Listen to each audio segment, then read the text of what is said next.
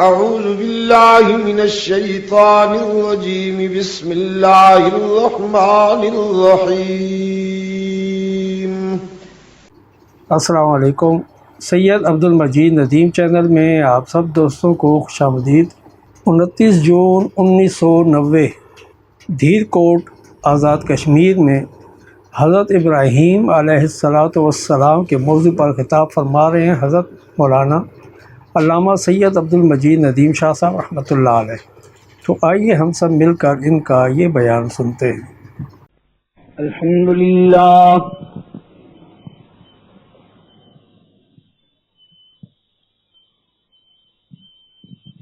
الحمدللہ وحدہ والصلاة والسلام علی من لا نبی بعدہ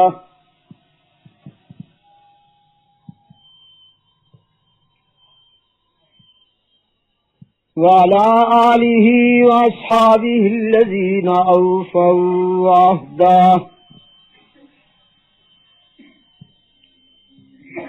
الذين هم مفاتيح الرحمة ومصابيح الغرر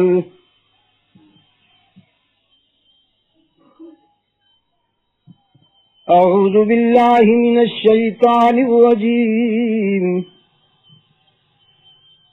بسم الله الرحمن الرحيم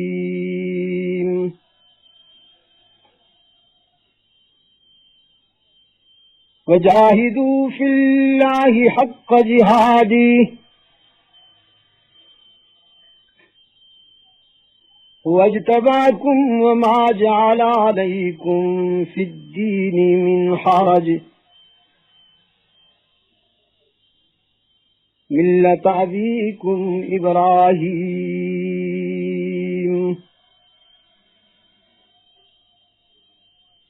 صدق الله مولانا العظيم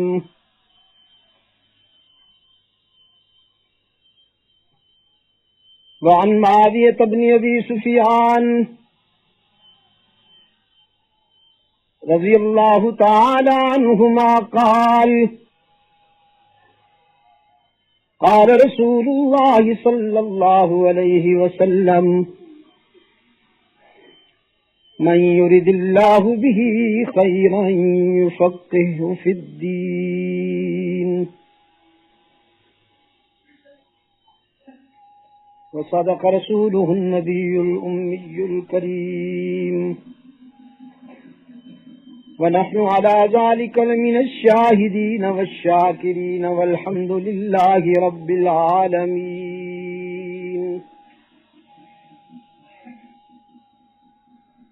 خدا در انتظار حمد مانیست،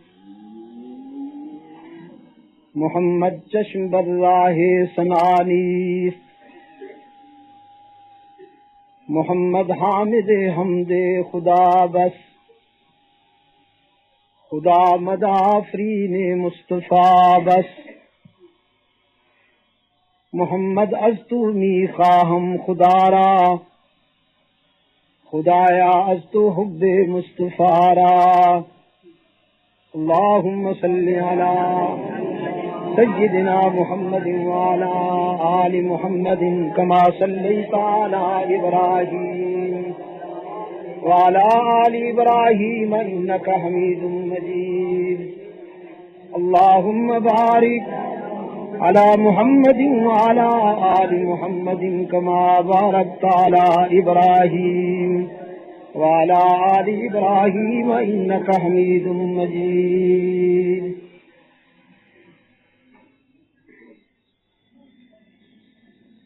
ارباب علم و دانش، محترم بزرگوں اور عزیز دوستو، آج 29 جون 1990 ہم یہاں مدنی مسجد دھیر کوٹ آزاد کشمیر میں دعوت و تبلیغ کی نسبت سے جمع ہیں۔ ان حالات کا بھی تقاضا ہے کہ عصر حاضر کا مسلمان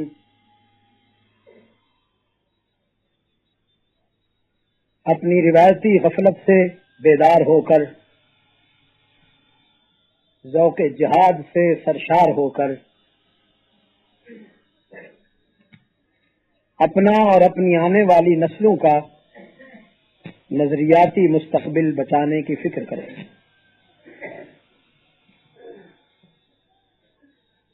اور حسن اتفاق سے ذوالحجہ کے ابتدائی ایام بھی ہمیں ایک خاص پیغام دینے کے لیے آتے ہیں۔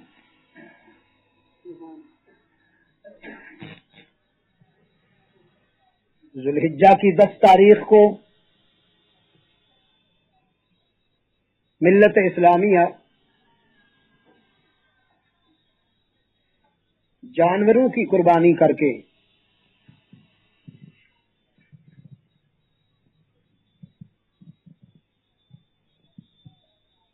اپنے دادا ابراہیم کی سنت کو بھی تازہ کرتے ہیں اور ابراہیم کے معبود سے عہد کرتے ہیں کہ ہم تیری رضا کے لیے اپنا سب کچھ قربان کرنے پر تیار ہیں۔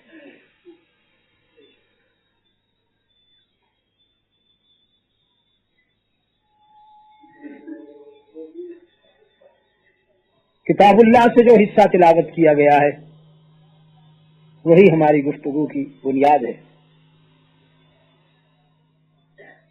جس میں حق تعالی نے فرزندان اسلام کو جہاد کی ترغیب دیتے ہوئے یہ یاد دلایا کہ تم اس باپ کی اولاد ہو، ابراہیم علیہ السلام، کہ جن کی پوری زندگی جہاد مسلسل سے عبارت ہے۔ ابراہیم مجاور نہیں، مجاہد تھا۔ ابراہیم تعویذ فروش نہیں، سرفروش تھا۔ ابراہیم آستانہ پرست نہیں، خدا پرست تھا۔ ابراہیم ہرجائی نہیں، یکجائی تھا۔ حلوائی نہیں، شیدائی تھا۔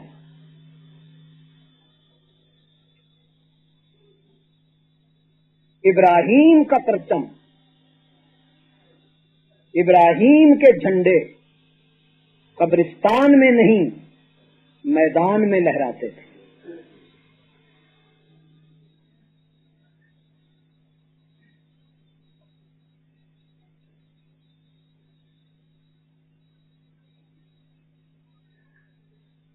لڑکپن سے گزرے،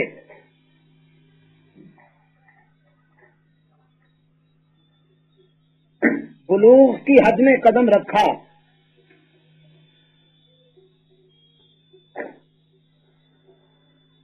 تو جگمگاتے ہوئے رنگین آستانوں کی دنیا کو آباد پایا۔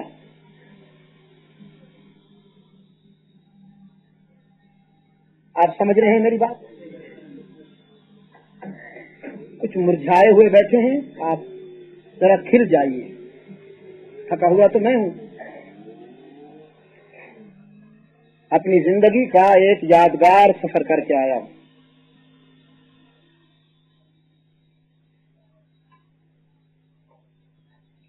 مجاہد کا کردار سننے کے لیے بھی مجاہد چاہیے۔ آپ سمجھے نا؟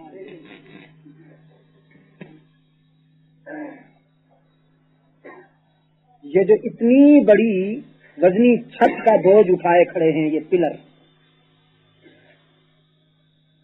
ان میں اتنی قوت ہے نا کہ اتنا بوجھ اٹھائے کھڑے ہیں۔ اگر آپ کاغذ کے یہ پلر کھڑے کر دیتے تو اتنا بوجھ نہ اٹھا سکتے. کوئی وزنی چیز اٹھانے کے لیے قوت چاہیے. تو ایک مجاہد کا کردار سننے کے لیے آپ بھی میرے سامنے مجاہد بن کے بیٹھے. پہلا جہاد تو آپ کے لاؤڈ اسپیکر نے شروع کر دیا، جو اس کی روایات ہیں آزاد کشمیر میں.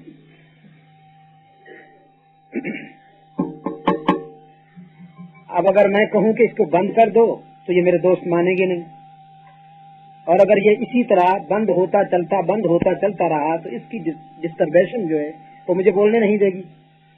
میری گفتگو اور آپ کی سماعت کا رابطہ قائم نہیں ہونے دے گا یہ منحوس. اور میرے یہ دوست ابھی تک اس معاملے میں بہت پیچھے ہیں کہ ان چیزوں کی طرف دھیان کرنا چاہیے اس دور میں.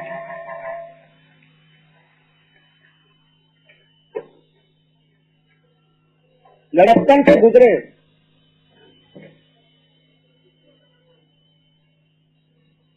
جوانی کی حدود میں قدم رکھا کس نے؟ سیدنا ابراہیم نے.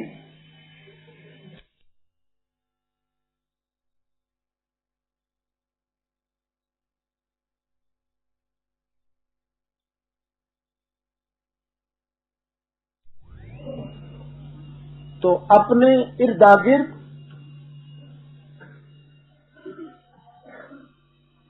جگمگاتے ہوئے رنگین آستانوں کی دنیا آباد دیکھی، اور آپ نے دیکھا کہ انسان براہ راست اللہ سے مانگنے کے بجائے آستانوں پر سر جھکائے ہوئے نظر آتا ہے.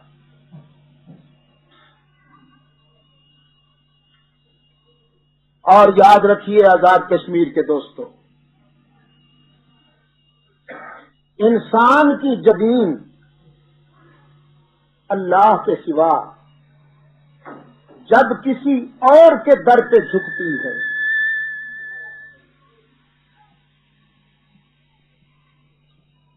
انسان کی جبین اللہ کے سوا جب کسی اور کے در پہ جھکتی ہے، اور سے مراد میری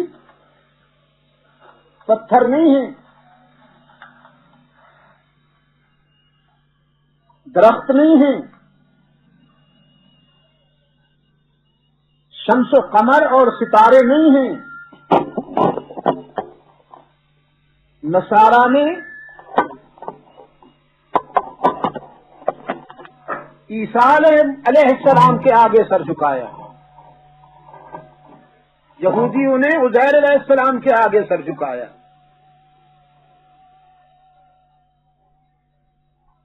انہیں وہ حق دیا جو اللہ کے لیے مخصوص ہے. تو جب انسان کی جبین اللہ کے سوا کسی اور کے سامنے جھکتی ہے تو دو کوڑی کی بھی نہیں رہتی.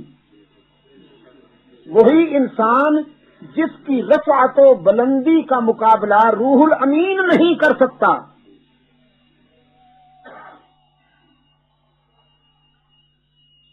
جب انسان صرف رب کے آگے جھکتا ہے تو اس کی بلندی کا مقابلہ روح الامین نہیں کر سکتا، اور جب انسان سب کے آگے جھکتا ہے تو اس کی ذلت کا مقابلہ جنگل کے خنازیر بھی نہیں کر سکتے.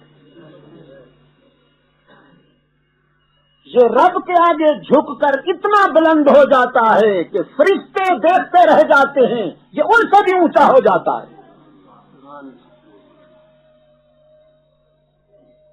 میں الفاظ دہراتا ہوں، یہ محض رب کے آگے جھک کر اتنا بلند ہو جاتا ہے کہ فرشتوں کو کراس کر جاتا ہے.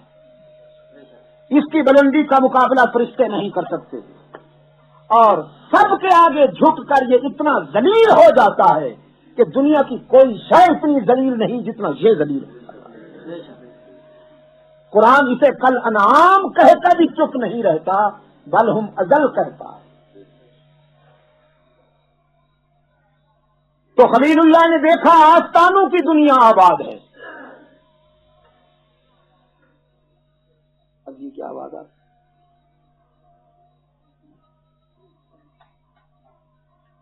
کیا آپ نے نہیں؟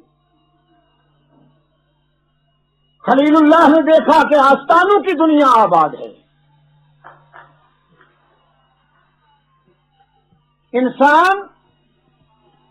انسان کے سجے ہوئے آستانوں کے آگے دامن پھیلائے کھڑا ہے،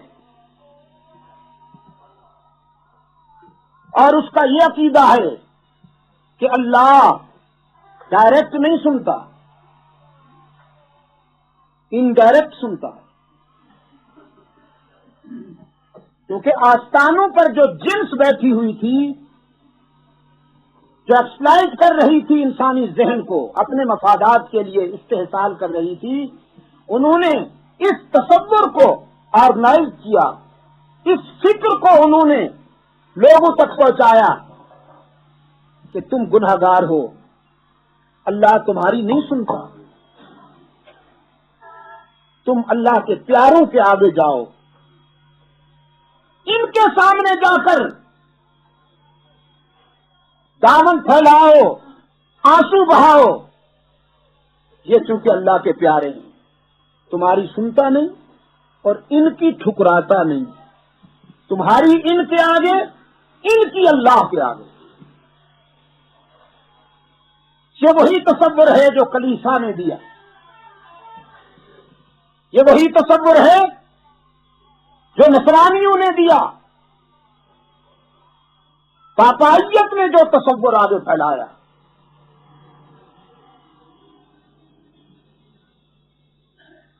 افریقہ کے دورے میں مجھے ایک نو مسلم سیاہ فام ملا جو کرسچنیٹی کو چھوڑ کر اسلام میں آیا تھا، عیسائیت کو چھوڑ کر مسلمان ہوا تھا، تن کا کالا من کا گورا۔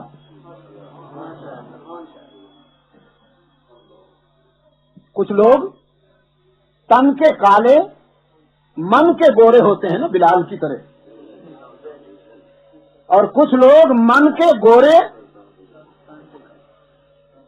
تن کے کالے ہوتے ہیں۔ آپ سمجھتے ہیں جس کی چمڑی سفید ہو وہ خوبصورت ہوتا ہے، چاہے سانپ ہی کیوں نہ ہو۔ چمڑی میں کیا رکھا ہے؟ یہ تو غلاف ہے، اندر تو سب کے گند بھرا ہوا ہے۔ یہ آپ کو کس نے کہا ہے کہ سفید چمڑی خوبصورتی کا معیار ہے؟ سفید چمڑی خوبصورتی کا معیار ہوتی،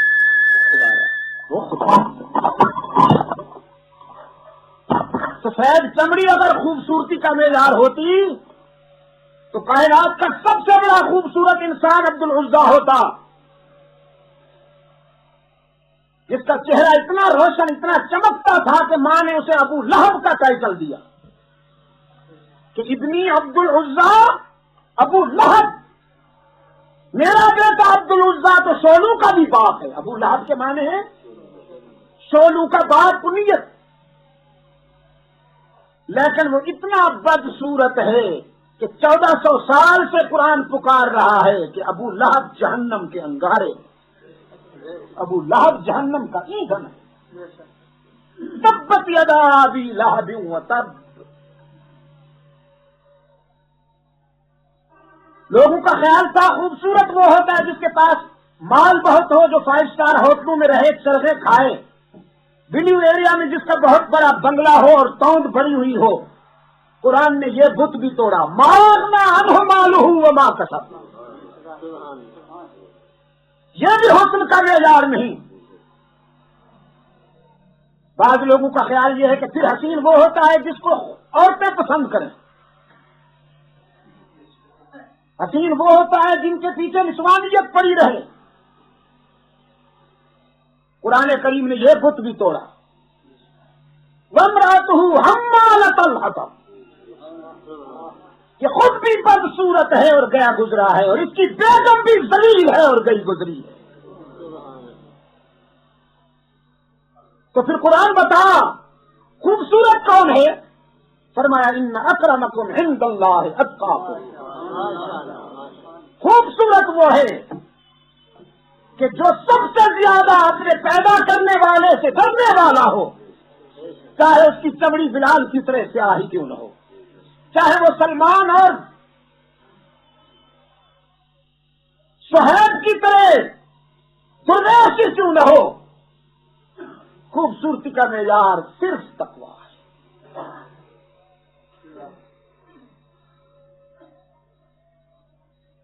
تو وہ تن کا کالا من کا گورا افریقی مجھ سے ملا۔ مجھے دوستوں نے بتایا کہ یہ پہلے عیسائی تھا، اب مسلمان ہو گئے۔ میں نے اس سے پوچھا کہ اسلام کی کون سی ادا تجھے پسند آئی؟ تو نے عیسائیت چھوڑی، اسلام کو قبول کیا، کس ادا نے تجھے متاثر کیا؟ کہنے لگا بہت سی ادائیں خوبصورت ہیں اسلام کی یوں تو، لیکن مجھے سب سے زیادہ اسلام کی اس بات نے متاثر کیا کہ اسلام میں اللہ سے رابطہ قائم کرنے کے لیے تنکوں کے سہارے کی ضرورت نہیں پڑتی۔ اسلام میں ایکسچینج کا چکر نہیں ہے، ڈائریکٹ ڈائلنگ ہے۔ میں نے کہا ذرا ڈیٹیل سے، ذرا تفصیل سے بتاؤ۔ کہنے لگا بس ڈیٹیل کیا ہے، جب ہم عیسائی ہوتے تھے تو ہمیں پادری کہتے تھے تم گنہگار ہو، دنیا پرست ہو، ہر وقت روپے پیسے کمانے کے پیچھے لگے رہتے ہو، اللہ تمہاری نہیں سنتا، ہم اللہ کے پیارے ہیں، تمہاری سنتا نہیں اور ہماری ٹھکراتا نہیں، تو تمہاری ہمارے آگے، ہماری اس کے آگے، تم ہمیں خوش کیا کرو، تم ہمیں خوش کیا کرو۔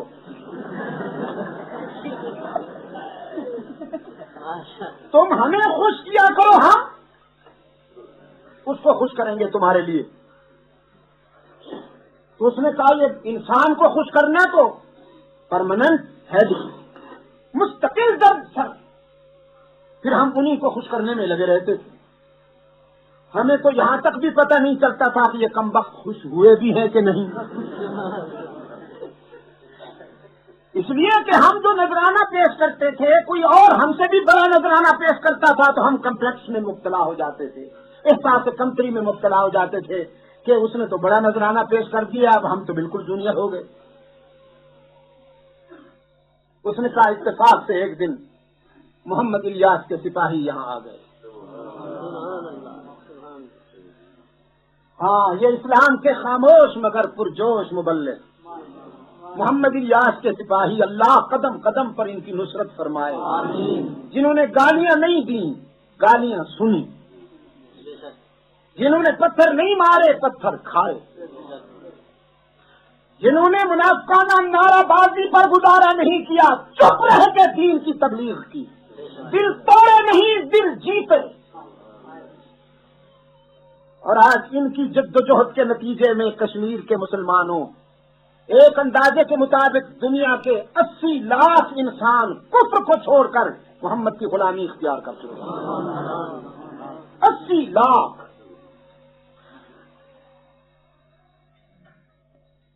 آج یورپ میں چرچ مسجدوں میں تبدیل ہو رہے ہیں، تبلیغی جماعت کی جدوجہد۔ برطانیہ جغرافیے کے اعتبار سے چھوٹا سا ملک ہے، جہاں ایک بھی مسجد نہیں ہوا کرتی تھی، اس برطانیہ میں اس وقت 1500 مسجدیں قال اللہ اور قال رسول کی صدائیں بلند کر رہی ہیں، اور مسجدیں بھی مرثیہ خانی ہیں کہ نمازی نہ رہے۔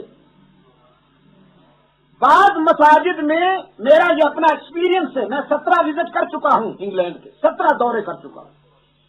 ابھی اس رمضان میں جب میں گیا تو 17واں دورہ تھا میرا۔ میرے پاسپورٹ کو دیکھ کر امیگریشن کا ایک افسر کہنے لگا ہیتھرو ایئرپورٹ پر، اس نے جب 4 کاپیاں ہیں پاسپورٹ کے ساتھ اٹیچ، اس نے جب ویزے دیکھے 55 ممالک کے ویزے لگے پڑے، کہنے لگا کہ یہ آپ اتنے دورے کرتے ہیں، آپ کے پاس پیسہ کہاں سے آتا؟ میں نے کہا میرا اللہ دیتا ہے۔ تو وہ کہنے لگا ہمیں کیوں نہیں دیتا؟ میں نے کہا تم میرے مشن پہ آ جاؤ، اگر میرا اللہ نہ دے تو جو سزا پسند کرو وہ مجھے دے دینا، جس مشن پہ میں چل رہا ہوں تم اس مشن پہ آ جاؤ، پھر مجھ سے بات کرنا۔ کہنے لگا آپ کا مشن کیا ہے؟ میں نے کہا میرا مشن یہ ہے، میرا مشن یہ ہے کہ میں عیسیٰ کو ابن اللہ نہیں روح اللہ کہتا ہوں، میرا مشن یہ ہے کہ میں مریم علیہ السلام کو کائنات کا مقدس کردار کہتا ہوں۔ میں تنگ نظر نہیں ہوں، میں جہاں محمد عربی صلی اللہ علیہ وسلم کی رسالت اور آپ صلی اللہ علیہ وسلم کی شریعت کے صداقت کے دلائل پیش کرتا ہوں، وہاں ان مقدس کرداروں کا بھی دفاع کرتا ہوں۔ میں عیسیٰ اور مریم علیہ السلام کا وکیل صفائی ہوں۔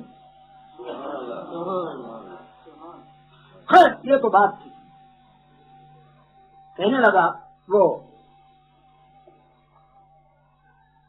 میں نے 17 دورے کیے ہیں برطانیہ، اور مسجدوں میں، بعض مسجدوں میں قسطوں میں نماز ادا ہوتی ہے کہ ایک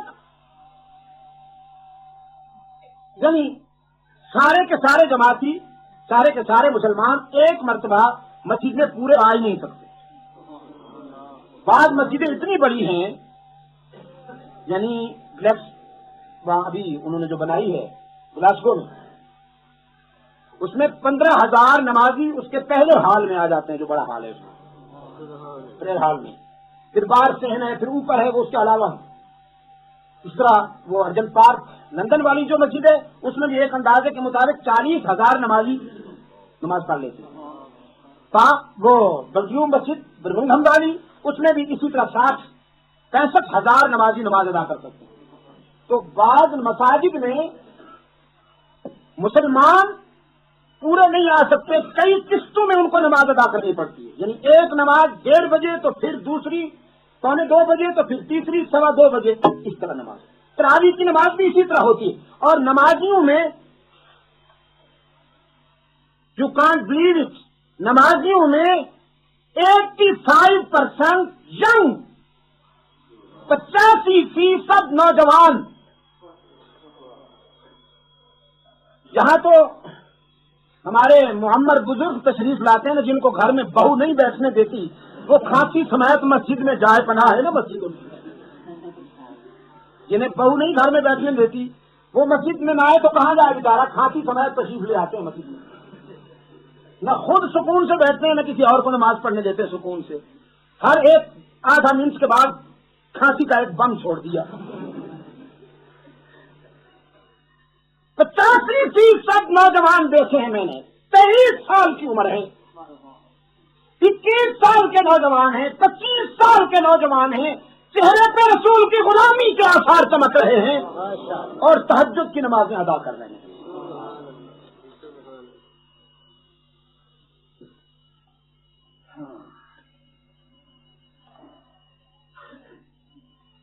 میرے عزیز دوستو،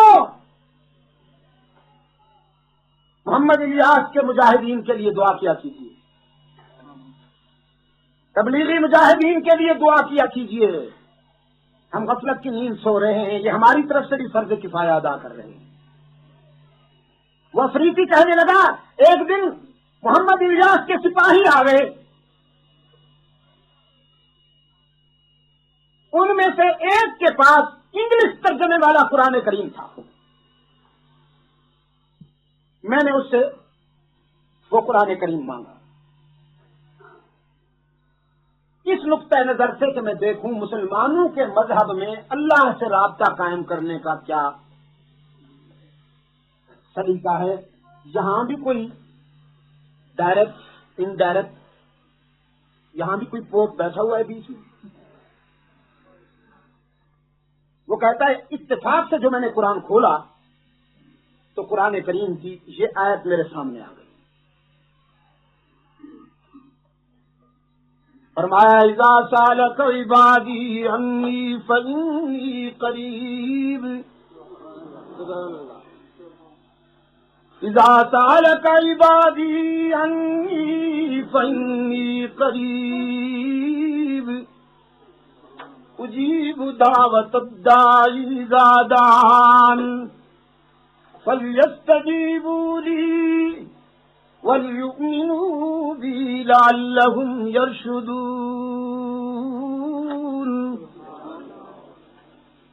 آپ سے جب میرے بندے میرا پتہ پوچھیں تو میرے محبوب انہیں بتا دیجئے کہ میں تمہارے قریب رہتا ہوں۔ الہ العالمین، بڑے لوگوں کے ٹھکانے تو غریبوں سے دور ہوا کرتے ہیں، تو سب سے بڑا ہے، پھر تیرا ٹھکانہ کہاں؟ رب العالمین نے فرمایا میں نے اپنے لیے دور کوئی بنگلہ کوئی محل تعمیر نہیں کیا، نحن اقرب الیہ من حبل الورید، میں تو تمہاری رگ حیات سے بھی زیادہ قریب رہتا ہوں۔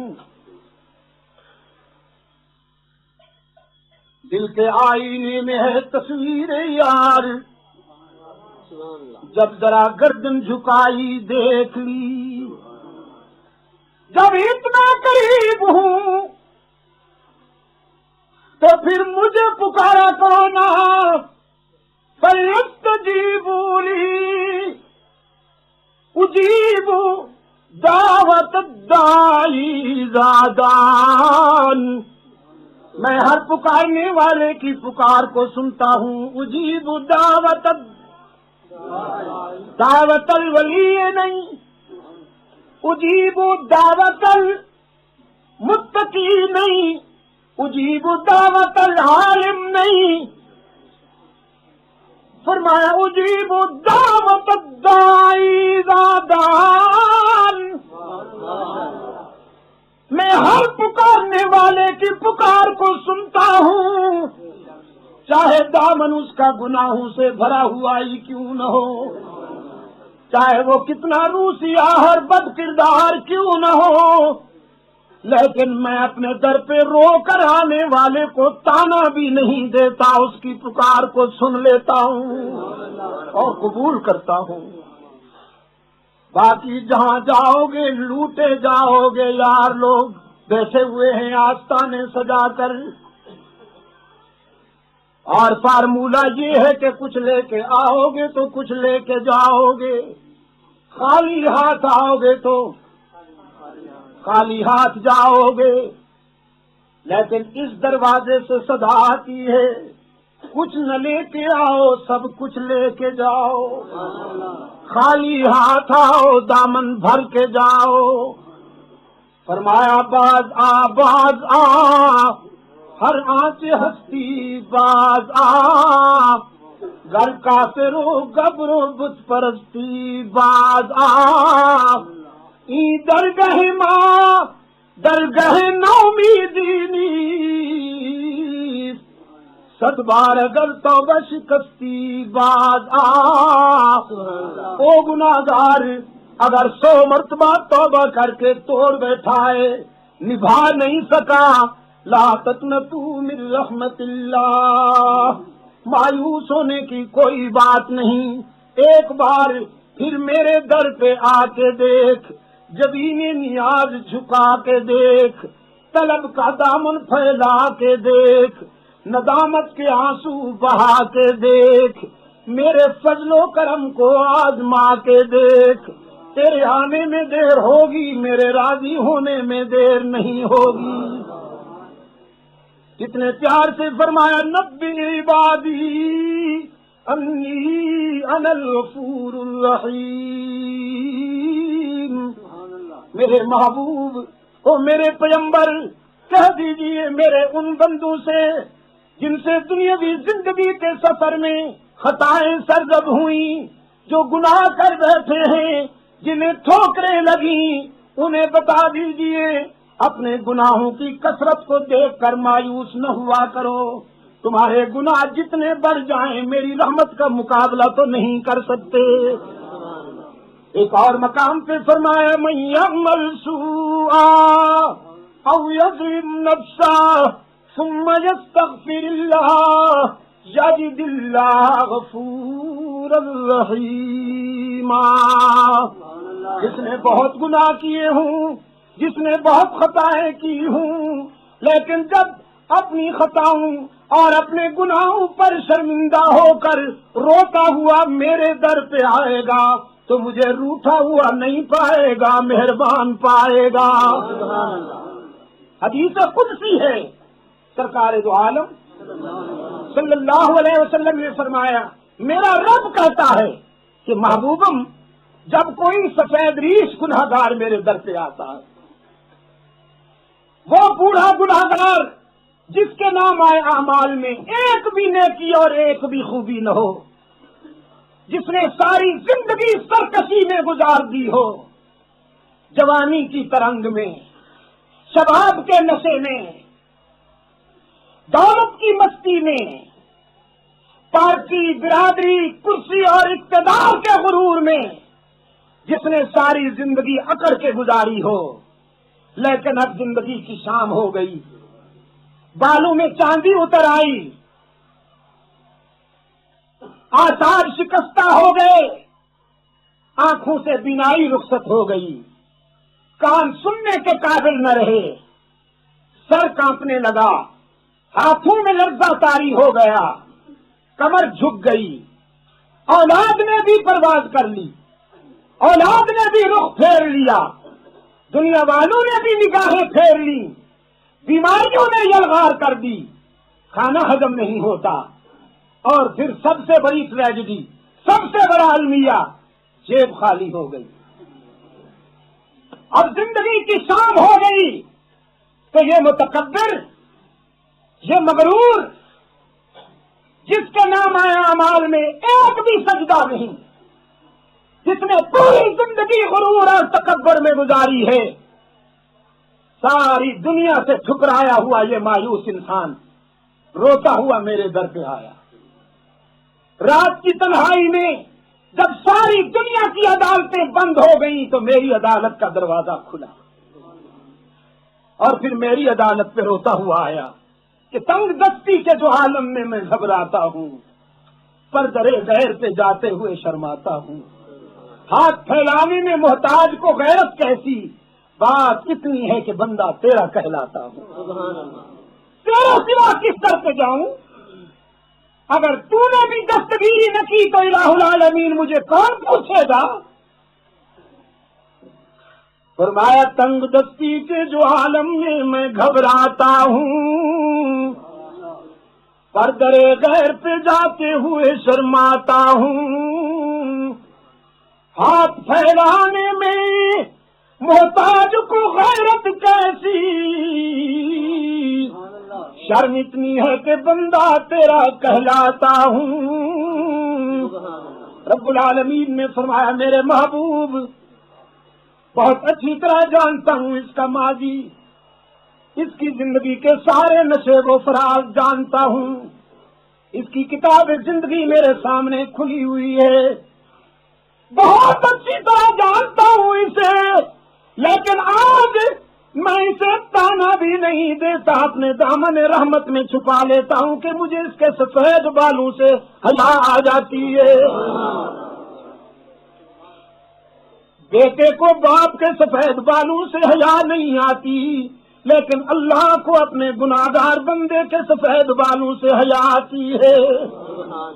آزاد کشمیر کے روشن ضمیروں، آزاد کشمیر کے روشن ضمیروں، ہمیں مانگنا نہیں آتا ورنہ اس سے بہتر دینے والا کوئی نہیں، ہمیں مانگنا نہیں آتا ورنہ اس سے بہتر دینے والا، جو تانا بھی نہیں دیتا معاف کر دیتا ہے وہ کون ہے؟ میرے عزیز دوستوں، اہل نظر کہتے ہیں حسن طلب نہ ہو، حسن طلب نہ ہو تو سخی سے بھی حاصل کرنا بہت مشکل ہو جاتا ہے، حسن طلب بہت ضروری ہے۔ وسیع فام افریقی کہنے لگا میں نے جب قرآن کریم کی یہ آیت پڑھی تو یہ آیت میرے دل میں اتر گئی، میں نے اسلام قبول کر لیا، میں نے کہا اللہ اس کو یہیں رکھنا، کہیں یہ چلا کاٹنے کے لیے پاکستان میں نہ آ جائے، اگر یہاں آیا تو پھر یہ تو جگہ جگہ آستانوں پہ بیٹھے ہوئے مجاور دیکھے گا، مست قلندر سب کچھ اندر۔ تو دمادم نہ دھوکہ نہ غم، کمائیں گے احمد کھائیں گے ہم، کسی اور کوئی کاروبار نہیں ملتا، وہ کسی قبر پہ جھنڈی لگا کے بیٹھ جاتا ہے۔ نذرانہ عقیدت، نذرانہ عقیدت۔ میں نے کہا اللہ اس کو یہی رکھنا، بس یہ کہیں ہمارے ہاں میں آ جائے چلا لگانے کے لیے۔ یہ بہت پرانی تھیوری ہے اہل حوث کی، اہل حوث کی بہت پرانی تھیوری ہے کہ وہ ڈائریکٹ نہیں سنتا ہے، انڈائریکٹ سنتا ہے۔ بعض حضرات یہ دلیل دیتے ہیں کہ جی سینے کے بغیر تو آدمی مکان پہ بھی نہیں کر سکتا، کچھ لوگ کہتے ہیں کلرک کے بغیر ایس پی صاحب سے بھی ملاقات نہیں ہوتی، تو خود ہیڈ کلرک بنے بیٹھے ہیں، اللہ کو ایس پی بنا رکھا ہے۔ ابراہیم علیہ السلام نے جوانی میں قدم رکھتے ہی اپنے ارد گرد آستانوں کی رنگین دنیا آباد پائی، اور المیہ یہ کہ اس دنیا کو آباد کرنے والا اپنا باپ۔ قرآن کہتا ہے یخرج الحی من المیت ویخرج المیت من الحی۔ بعض مفسرین نے تو یہ لکھا ہے کہ مردہ انڈے سے زندہ چوزا نکالتا ہے اور زندہ مرغی سے مردہ انڈا نکالتا ہے، لیکن بعض مفسرین نے یہ تعویل کی ہے کہ وہ مردہ آذر سے زندہ ابراہیم کو پیدا کرتا ہے اور زندہ نوح سے مردہ کنعان کو پیدا کرتا ہے۔ مجھے یہ بات بڑی دل کو لگی۔ باپ آذر بیٹا ابراہیم، باپ مجاور بیٹا مجاہد، باپ آستانہ پرست بیٹا خدا پرست۔ اب جہاد کا آغاز کیا۔ جہاد کرنا چاہتے ہیں نا، کرنا چاہتے ہیں نا، ہاں تو پھر پہلے موحد بنو ابراہیم کی طرح، پہلے آستانوں کے خلاف جہاد کرو، پھر اگلا مرحلہ طے کرو گے۔ ذمہ داری سے کہتا ہوں، اللہ کے گھر میں بیٹھا ہوں، عاقبت کی قسم کھا کے کہتا ہوں، مشرک کبھی مجاہد نہیں ہو سکتا۔ اور مشرک جب بھی مجاہد کہلائے گا، سیاست کے لیے کہلائے گا، ووٹ لینے کے لیے کہلائے گا، ممبری حاصل کرنے کے لیے کہلائے گا۔ جس کے سینے میں شرک کا جراثیم ہوں وہ خالد بن ولید کے نقش قدم پر نہیں چل سکتے، وہ ابراہیمی کردار ادا نہیں کر سکتا۔ مجاہد بننے کے لیے موحد ہونا ضروری ہے۔ عملی جہاد سے پہلے ابراہیم علیہ السلام نے یہ جہاد کیا۔ اللہ نے اپنے محبوب کو دعوت فکر دی، فرمایا میرے محبوب ذرا مطالعہ کیجیے اپنے باپ کے سیرت کے اس چیپٹر کا۔ میں بھی آپ کو دعوت فکر دیتا ہوں کہ قرآن کریم کے اس چیپٹر کا مطالعہ کیجیے۔ فرمایا وَاذْكُرْ فِي الْكِتَابِ إِبْرَاهِيمَ إِنَّهُ كَانَ صِدِّيقًا نَبِيًّا إِذْ قَالَ لِأَبِيهِ يَا أَبَتِ لِمَ تَعْبُدُ مَا لَا يَسْمَعُ وَلَا يُبْصِرُ وَلَا يُغْنِي عَنْكَ شَيْئًا يَا أَبَتِ وَأَنذِرْ عَشِيرَتَكَ الْأَقْرَبِينَ۔ قرآن کہتا ہے دوسروں تک دعوت و تبلیغ کی آواز پہنچانے سے پہلے اپنے گھر کی اصلاح کرو۔ ابراہیم علیہ السلام کا پہلا مخاطب اپنا باپ، فرمایا یا ابتی لم تعبد ما لا يسمع ولا يبصر۔ اے باپ تم ان کے سامنے سر جھکاتے ہو، تم ان کے اوپر چادریں ڈالتے ہو، تم ان کے اوپر جھنڈیاں لہراتے ہو، ما لا يسمع جو سن بھی نہیں سکتے، ولا يبصر جو تمہاری بدحالی کو دیکھ بھی نہیں سکتے، ولا يغنی عنک شیئا اور کسی رنگ میں بھی تمہاری مشکل حل نہیں کر سکتے۔ تمہارے کام نہیں آ سکتے. تم کن کو پکڑ بیٹھے ہو جو اپنے اوپر بیٹھی ہوئی مکھی بھی نہیں اڑا سکتے, اور کسے چھوڑ بیٹھے ہو جس کے اقتدار اور اختیار کا عالم یہ ہے اذا اراد شیئا ان یقول له کن فیکون. جو کن کہتا ہے تو آسمان بلند ہو جاتا ہے, کن کہتا ہے تو زمین بچھ جاتی ہے. جس نے کن کہا تو ستارے چمکنے لگے, جس نے کن کہا تو گلشن مہکنے لگے, سبزے لہکنے لگے, انادل چہکنے لگے, دریاؤں کو بہاؤ مل گیا, شاخوں کو جھکاؤ مل گیا, طوفانوں کو خروش مل گیا, سمندروں کو جوش مل گیا, سرسر کو سختیاں مل گئی, صبح کو لطافتیں مل گئی, صبح کو اجالا مل گیا, چاندنی کو جھالا مل گیا, دنوں کو سویرا مل گیا, راتوں کو اندھیرا مل گیا. جس کے لفظ کن سے کائنات منظم ہو گئی. اتنے طاقت والے کو چھوڑ کر اتنے کمزوروں کو پکڑ بیٹھے ہو. اف لکم ولما تعبدون. سب سے پہلا جہاد اپنے باپ کے خلاف کیا, بگڑے ہوئے باپ کو, شرک کرنے والے ہر جائی باپ کو یکجائی بنانے کے لیے اس کی توحید سنائی. باپ نے دھمکی دی تیری جان چلی جائے گی, تیری جان چلی جائے گی. آزاد کشمیر کے روشن ضمیروں, اس کو وفا کی راہ پہ چلنا اتنا آسان تو نہیں. ایک ہے معدے کا راستہ, ایک ہے ضمیر کا راستہ, ایک ہے دسترخوان کا راستہ, ایک ہے میدان کا راستہ. معدے کے راستے میں پلیٹیں ہیں, قورمے ہیں, سیرنی کی پلیٹیں ہیں, نذرانے ہیں, پھولوں کے ہار ہیں, اور ضمیر کے سفر میں پتھر ہیں, نوکیلے پتھر, الزامات ہیں, گالیاں ہیں, بدر ہے, احد ہے, تبوک ہے, عذاب ہے.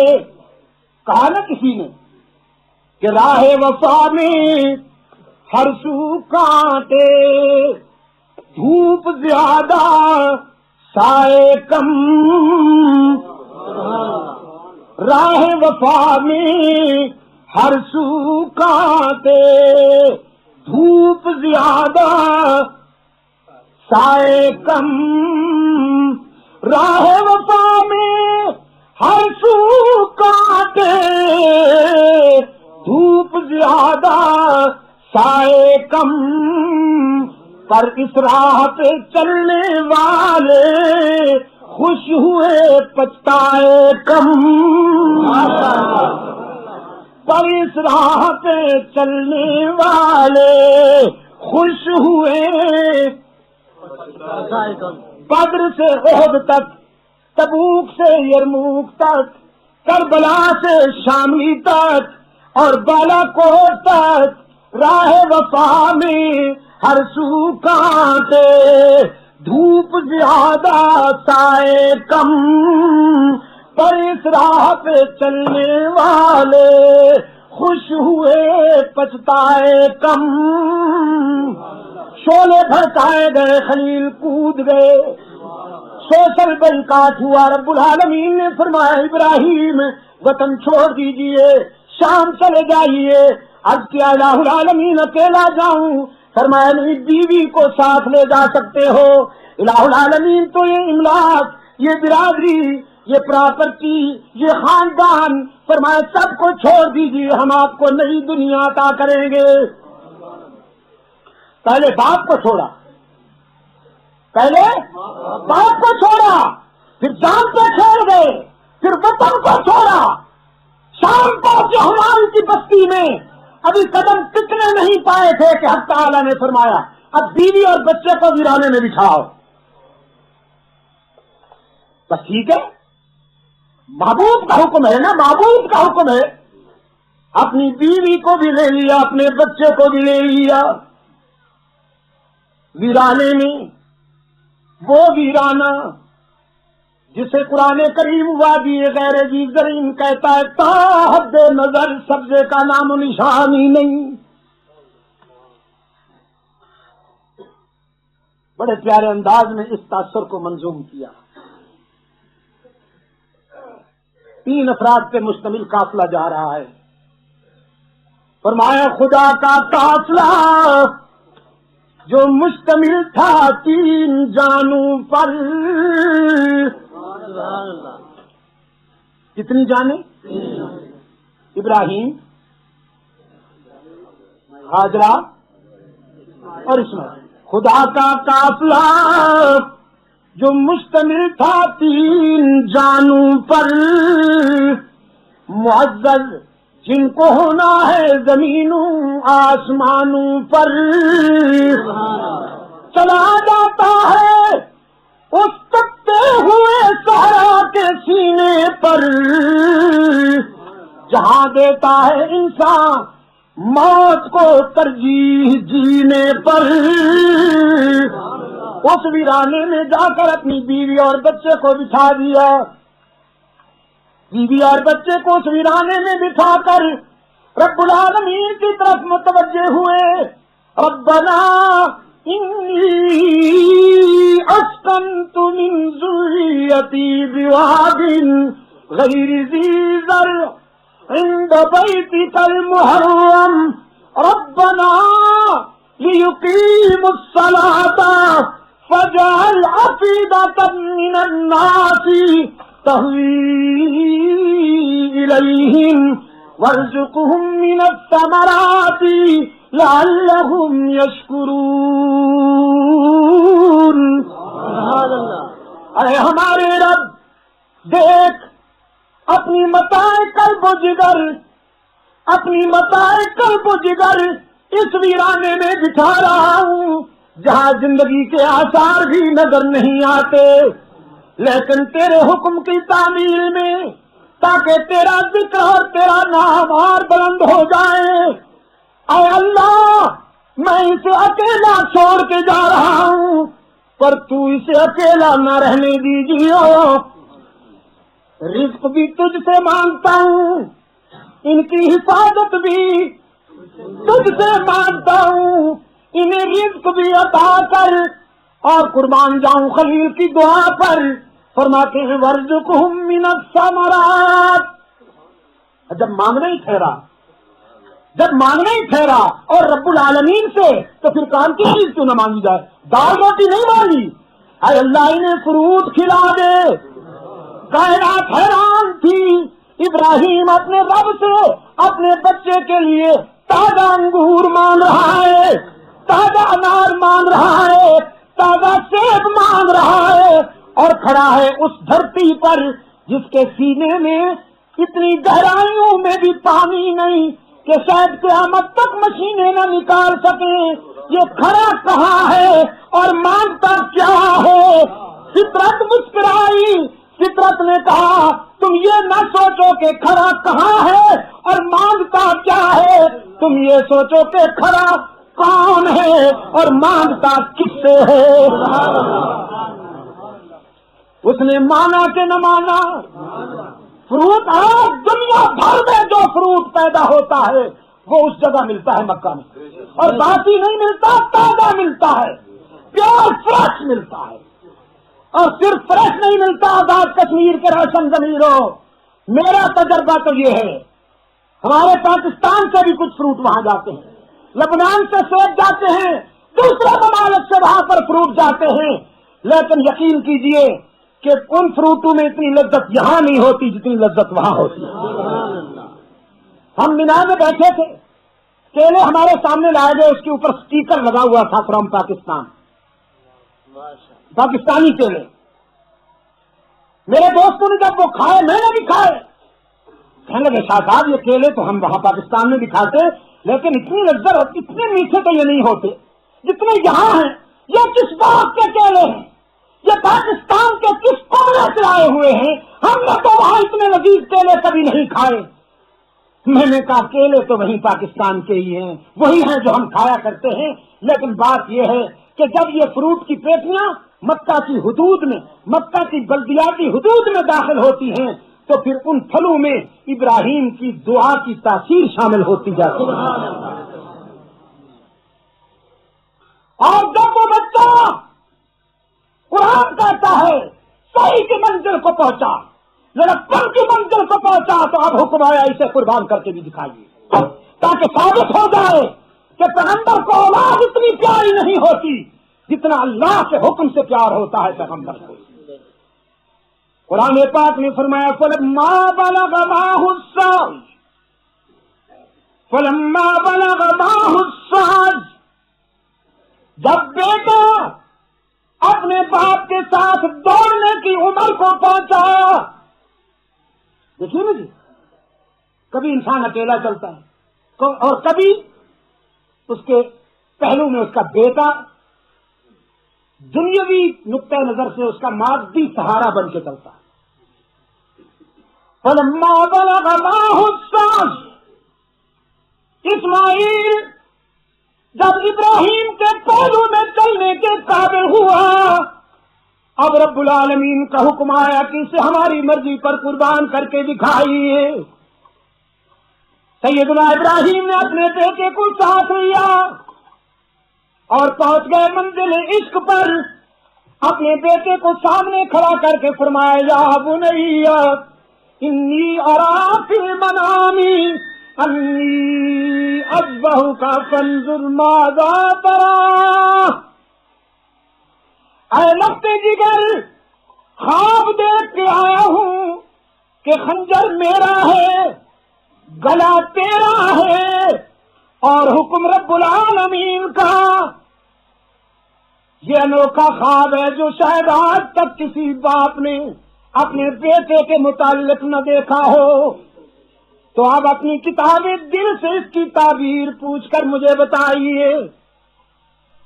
سعادت مند اسماعیل نے جواب دیا یا ابتی افعل ما تؤمر، ابا جان جس بات کا آپ کو حکم ملا ہے وہ کیجیے نا۔ حالانکہ خلیل نے کہا تھا انی ارا، میں نے خواب دیکھا ہے، اور اسماعیل نے جواب میں کہا ما تؤمر، جو حکم ملا ہے۔ یہ ان کی سلامتی تباہ تھی، یہ ان کی سعادت مندی تھی کہ وہ سمجھ گئے پیغمبر کا خواب بھی وہی ہوتا ہے، ٹوٹ کا نہیں ہوتا عام انسانوں کا۔ فرمایا یا آبادی افعل ما تؤمر، آپ کو جس بات کا حکم ملا ہے کیجیے نا۔ ابراہیم علیہ السلام نے فرمایا میں تو تیار ہو کے آیا ہوں، لیکن تجھ سے بات کر رہا ہوں، تو بچہ جو ہوا۔ اسماعیل نے سینہ تان کے عرض کیا ستجدنی انشاء اللہ من الصابرین، اگر آپ خلیل اللہ ہیں تو میری رگوں میں بھی تو آپ کا خون دوڑ رہا ہے، آپ مجھے اگر اللہ نے چاہا تو صبر کرنے والوں سے پائیں گے۔ بس اگر آپ اجازت دیں تو ایک مشورہ عرض کر دوں۔ مشورہ یہ ہے کہ میرا چہرہ اور آپ کی نگاہیں یہ دونوں ملاپ بہت نازک ہے۔ بیٹے کے چہرے میں کتنی کشش ہوتی ہے اور باپ کی نگاہوں میں کتنی شفقت ہوتی ہے، یہ محتاج بیان نہیں۔ کہیں امتثال امر الہی میں یہ دونوں نازک رشتے رکاوٹ نہ بن جائیں۔ تو مشورہ یہ ہے کہ مجھے اونھا لٹا دیجیے زمین پر اور آپ اپنی آنکھوں پہ پٹی باندھ دیجیے، میری نظر میں بھی وہ سما جائے، آپ کی نگاہوں میں بھی وہ سما جائے۔ قرآن کہتا فلما اسلما وتلہ للجبین، دونوں نے تیاری کر لی، دونوں نے تیاری کر لی۔ ابراہیم نے گلا کاٹنے کی اور اسماعیل نے گلا کٹوانے، دونوں نے تیاری کر لی، اور اسماعیل کو اونھے منہ زمین پر لٹا دیا ابراہیم نے۔ رب العالمین نے فرمایا ہم نے حکم دیا روح الامین کو گلا بدل دیا جائے. اب گلا بدل دیا جائے. یہ گلا کٹنے کے لیے نہیں. ابراہیم نے خنجر چلایا تو ایک جانور کا گلا کٹ گیا. گرم گرم خون ابراہیم کے ہاتھوں پہ پڑا تو خوش ہوئے کہ میں اپنے مقصد میں پورا اترا ہوں. الحمدللہ میرے بچے کی قربانی اللہ نے قبول کر لی. قرآن کہتا ہے نادیناہ یا ابراہیم قد صدقت الرؤیا. ہم نے اس مرحلے پر ابراہیم کو پکارا کہ میرے خلیل ہم نے جو حکم دیا تو نے پورا کر دکھایا. اب اور زیادہ خوشی ہوئی کہ پہلے خون آیا تھا اب خون بھی آ گیا. پہلے خون آیا تھا اب اوپر سے خون بھی آ گیا. پٹی کھولی ابراہیم نے تو منظر عجیب ہے. مینڈھا تڑپ رہا ہے, دمبا تڑپ رہا ہے اور اسماعیل سامنے کھڑا مسکرا رہا ہے. سوچا یہ کیا ہوا؟ رب العالمین نے فرمایا قد صدقت الرؤیا انا کذالک نجزی المحسنین. جو آپ کو کرنا چاہیے تھا وہ آپ نے کر دیا, لیکن گلے کٹنے دوں یا نہ کٹنے دوں یہ تم دونوں کے اختیار کی بات نہیں, میرے اختیار کی بات ہے. اسماعیل نے گلا جھکا دیا, آپ نے خنجر چلا دیا. اب یہ میرے اختیار کی بات ہے کہ میں نے اس گلے کو بچا لیا. اس نے نہیں کٹنا ابھی, اس کی صلب سے تو میرا محبوب آنے والا ہے. ہم نے آپ کی سارا قربانی کو قبول کر لیا. لے جاؤ اپنے بیٹے کو, نہ معلوم حاضرہ کے دل سے کیا گزر رہی ہوگی. ان کی تو تنہائی کا سہارا ہے اللہ کے بعد یہی بیٹا. میرے عزیز دوستو,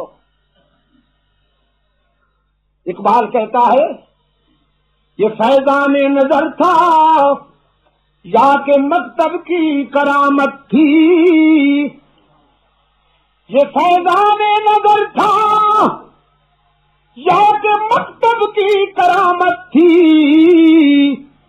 سکھائے کس نے اسماعیل کو آداب فرزندی. آج ہم نے اپنے بچوں کو مکتب تو بھیج دیا ہے, بے شک ہم نے اپنے بچوں کو کالج اور یونیورسٹی میں تو بھیج دیا, لیکن فیضان نظر سے وہ محروم ہو گئے.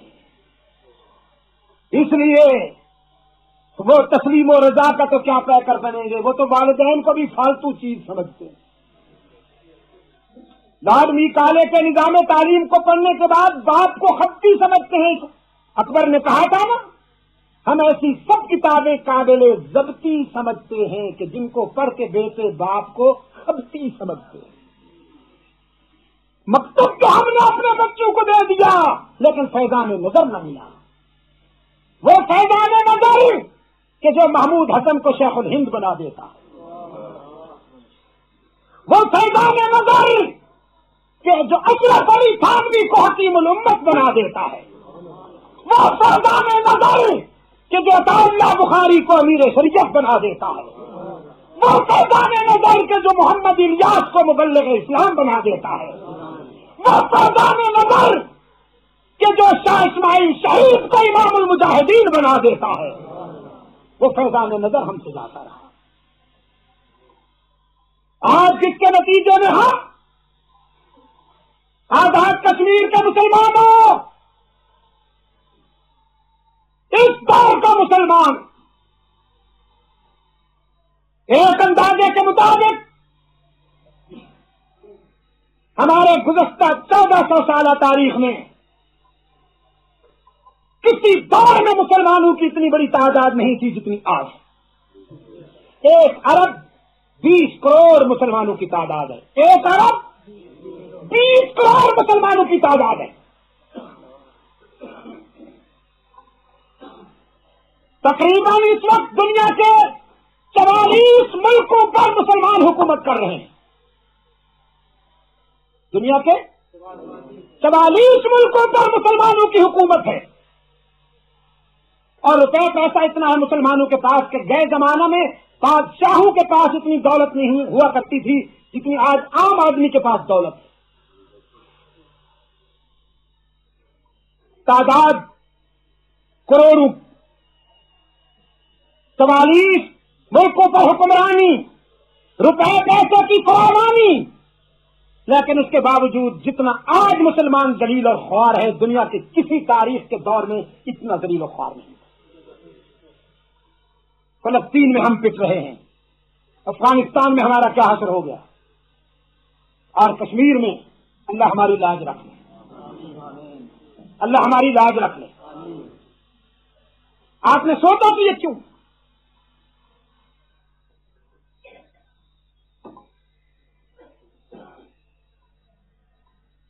वो एक बात अकबर कहता है ना, मशरकी सरे दुश्मन को कुचल देता है।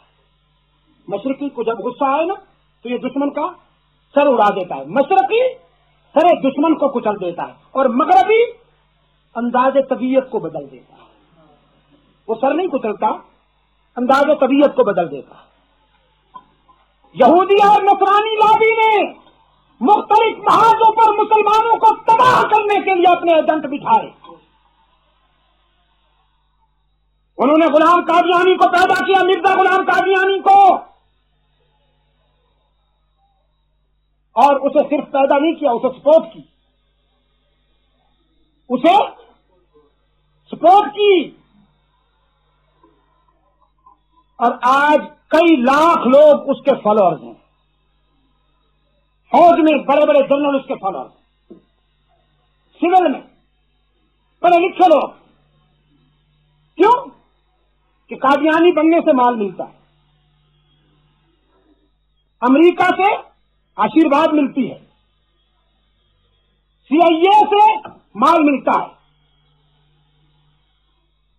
फिर उसने तसव्वुर तौहीद में नकब लगाने के लिए आस्थानों पर मुजावर बिछाए और बड़े बड़े लोगों को उनका मरीद बनने के लिए हुक्म दिया। बड़े बड़े लोगों को उनका मरीद बनने का हुक्म दिया ताकि आम आदमी, कॉमन मैन जब देखे कि हमारा इतना बड़ा आदमी भी फला आस्थाने पे गया है तो हमें भी जाना चाहिए। उनकी कोशिश ये है कि मुसलमान आस्थाना परस्त हो जाए। सिर्फ पैदा करने के लिए मुख्तलिफ महाजों पर उसने लोग बिठाए। कादियान के गुलाम अहमद ने कहा जिहाद गैर जरूरी है, अब जिहाद की जरूरत नहीं रही। और लाहौर के गुलाम अहमद ने कहा हदीस मसनूई कहानियां हैं, हदीस का जखीरा मन घड़त है। बुखारी और मुस्लिम, अबू दाऊद और तिरमिज़ी की जो अहादीस हैं ये आर्टिफिशियल स्टोरीज है, मन घड़त है। लाहौर का गुलाम अहमद कहता है कुर्बानी पर जानवर ज़बह करना कुरान का मंशा नहीं है। फलसफा क्या है? यही तो तुम कुर्बानी पे पैसे खर्च करते हो वो किसी गरीब को दे दो। मेरे ख्याल में सबसे ज्यादा गरीब यही है, इन्हीं को दे देना चाहिए। तो फिर बात आगे बढ़ी कि जो वक्त तुम नमाज पर खर्च करते हो वो मेहनत करो, मुलाजमत करो, गाड़ी चलाओ, जहाज उड़ाओ, वो वक्त किसी काम पे लाओ। नमाज 5 वक्त नमाज पर इतना वक्त खर्च करते हो, 5 वक्त की नमाजों पर, ये ज़िया नहीं है नमाज इसका औकात का। एक साहब मुझसे जहाज में कहने लगे, इसी फितने के मफ्तून थे, लाहौरी फितने के, इत्तेफाक से मेरी सीट वाली सीट करीब वाली सीट पे बैठे हुए, कहने लगे मौलाना ये जो कुर्बानी की ईद पर करोड़ों जानवर ज़िबा होते हैं, अगर इन करोड़ों जानवरों के पैसे जमा करके इंसानों की फलाह बहबूद पर खर्च किए जाएं तो ये अरबों रुपए बनेंगे, क्या ये बेहतर नहीं? अब ये बाजार अच्छी बात है कि नहीं? एक आम आदमी जो है बेचारा, जिसने ज्यादा दीन नहीं पढ़ा, जिसने कुरान और सुन्नत का इल्म हासिल नहीं किया, वो तो कहेगा जी बिल्कुल ठीक है। اس طرف سے جھونپڑی میں لوگ بھوکے پڑے ہوئے ہیں، غریب آبادی میں لوگوں کو علاج کے لیے پیسے نہیں ملتے، اور یہاں جناب 5-5 ہزار روپے کا جانور لے کے ذبح کیا جا رہا ہے، یہ عیاشی نہیں ہے؟ لوگ بیچارے مفتون ہو جاتے ہیں۔ تو میں نے اس کو کہا بس صرف تمہیں یہی نظر آیا ہے اور کچھ نظر نہیں آ رہا۔ میں نے کہا یہ فریڈم مت پیدا کرو، اگر تم یہ فریڈم لاؤ گے تو یہ سلسلہ بہت آگے بڑھے گا۔ اگر تم اسلام کے قوانین اور ضوابط میں فٹ نہیں آ سکتے ہو تو اس کا مطلب یہ نہیں ہے کہ اسلام کے قوانین اور ضوابط کو تم پر فٹ کرنے کے لیے ان میں ترمیم کی جائے۔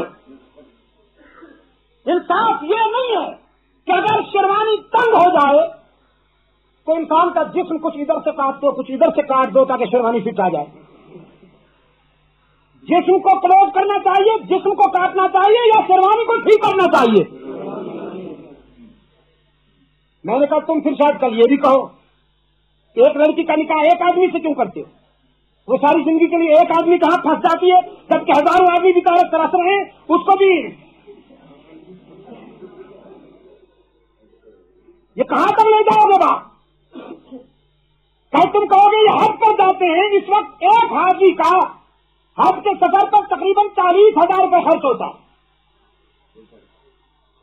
اور جناب حج کے عرفات کے میدان میں گزشتہ سال 45 لاکھ انسان جمع تھا۔ کتنا؟ 45 لاکھ انسان جمع تھے۔ اب ایک انسان پر اگر 40,000 خرچ ہوتے ہیں تو 45 لاکھ انسان نے کتنا خرچ کیا؟ میں ذرا ریاضی میں کمزور ہوں، یا آپ خود حساب لگا لیجیے گا۔ تو پھر آپ یہ بھی کہیں گے کہ حج کرنا بھی عیاشی ہے، اسے بھی ختم کر دینا چاہیے۔ یہ وہ کتنے ہیں جو فرنگی بابا میں مسلمانوں سے میدان جہاد میں مار کھانے کے بعد ان محاذوں پر اپنے ایجنٹ بٹھائے، کسی سے جہاد کو فالتو کروایا، کسی سے توحید میں شرک کے جراثیم کی ملاوٹ کروائی، کسی سے میدان مسلمانوں کو میدان سے ہٹا کر قبرستان میں لانے کی ترغیب دلوائی، کسی کو کہا تم کوشش کرو کہ مسلمان مجاہد نہ رہے مجاور بن جائیں، اور کسی سے حدیثوں پر اعتماد اٹھانے کے لیے یہ کہلوایا کہ حدیثوں کا ذخیرہ قابل اعتماد نہیں ہے۔ لیکن باطل کے ساتھ قیامت تک سچائی کا چراغ بھی چلنا ہے، جھوٹ رہے گا لیکن سچائی بھی رہے گی، باطل کے ساتھ حق بھی رہے گا انشاءاللہ قیامت تک۔ اللہ نے یہ ڈیوٹی ہمیں سونپی ہے، شاہ ولی اللہ قافلہ کے رضاکاروں کو اللہ نے یہ ڈیوٹی سونپی ہے۔ انشاءاللہ جب تک ہم زندہ ہیں اس سرزمین پر، توحید میں شرک کے جراثیم کی ملاوٹ کرنے والوں کا بھی تعاقب جاری رہے گا، منکرین ختم نبوت کا تعاقب بھی جاری رہے گا، منکرین عظمت صحابہ اہل بیت کا تعاقب بھی جاری رہے گا، اولیاء کرام کی ولایت و کرامت و عظمت کا انکار کرنے والوں کا تعاقب بھی جاری رہے گا۔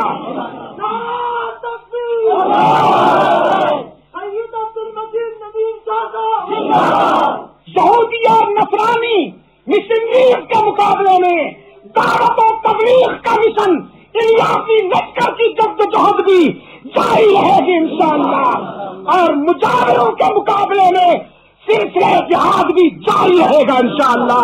میں یہ بتا دینا چاہتا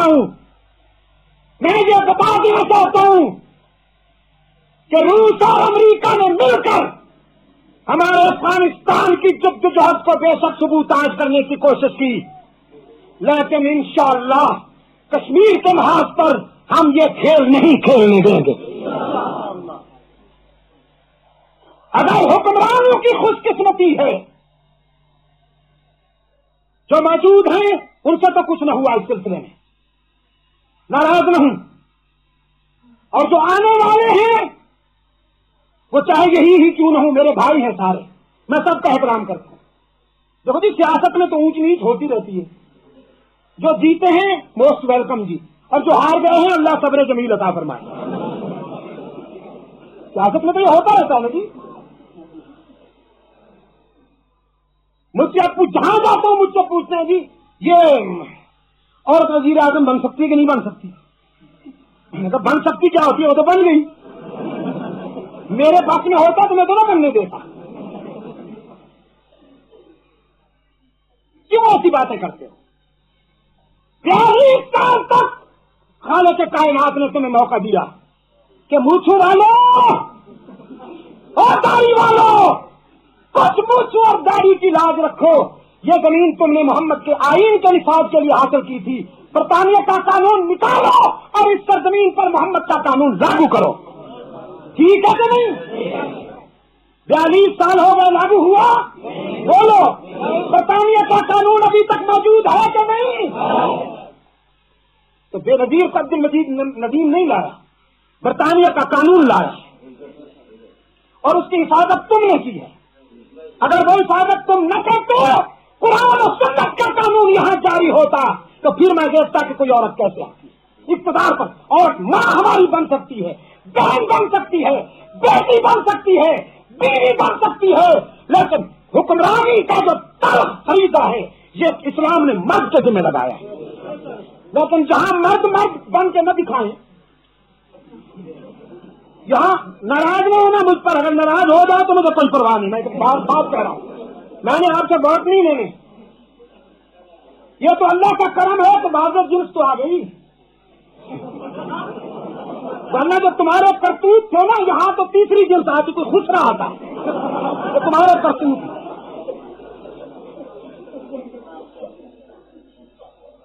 اسلام کا نام لے کر جہاں پر گانے بجانے کو اہمیت دی گئی, اسلام کا نام لے کر ناچنے اور گانے والوں کو VIP کا درجہ دیا گیا, اور شریف آدمی کو نام جنگ میسر نہیں, اور تبلا فرنگی بجانے والوں کو گلبرگ میں کوٹیاں اور اسلام آباد میں بنگلہ دیے. یہ غلط کہہ رہا ہوں؟ اگر جھوٹ کہہ رہا ہوں تو مجھے گولی سے اڑا دو. تم نے اسلام کا نام لے کر یہاں گانے بجانے کو اس قوم پر مسلط کر دیا. صبح کے 6 بجے 7 بجے سے لے کر رات کے 1 بجے تک ٹی وی اور ریڈیو اس قوم کے گھر گھر میں گانے بجانے کی غلاظت کو داخل کرتا ہے. اور 2-4 گانے گانے والا یا 2-4 گانے گانے والی پھر کے گانے گانے والی وہ اچانک VIP ہو جاتی ہے. پھر اناؤنسر جا کے اس کے مائکروفون اس کے منہ میں لے جاتا ہے. یہ میڈم آپ نے گانے بجانے کا جہاد کب سے شروع کیا جی؟ دور میرا منافقو, اسلام کا نام لیتے ہو تم, اسلام کو استعمال کرتے ہو تم. اور میں بتا دینا چاہتا ہوں ہم نہ لاہور کے بکے ہوئے ہیں اور نہ ہمیں اسلام آباد میں خریدا ہے. ہم صرف محمد کی عزت و ناموس کے لیے بک چکے ہیں. ہم اللہ کے آگے جھکتے ہیں اور رسول اللہ کی عزت و ناموس کے لیے بکتے ہیں. اور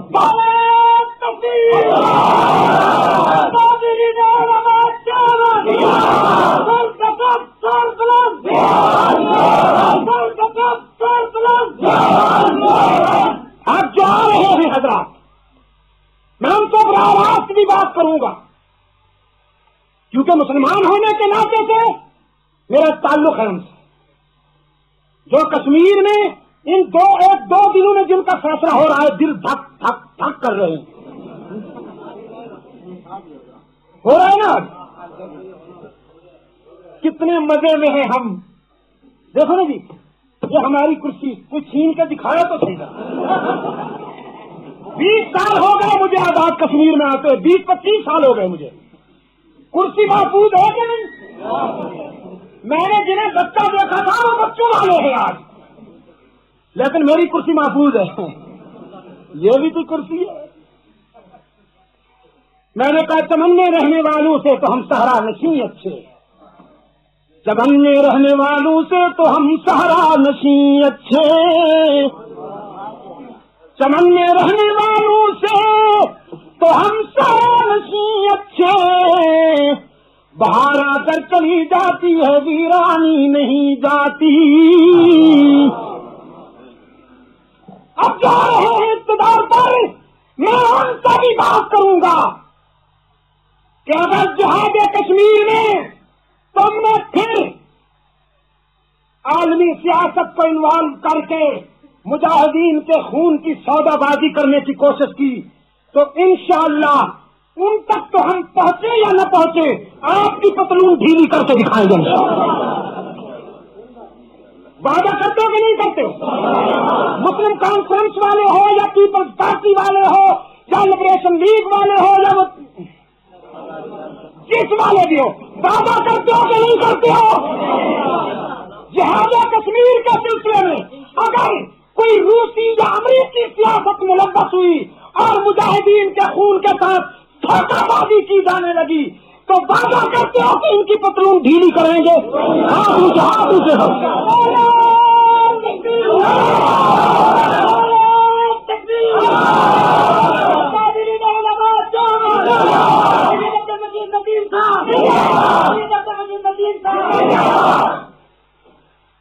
انشاءاللہ اگر میں زندہ رہا تو میں آؤں گا آپ کے پاس۔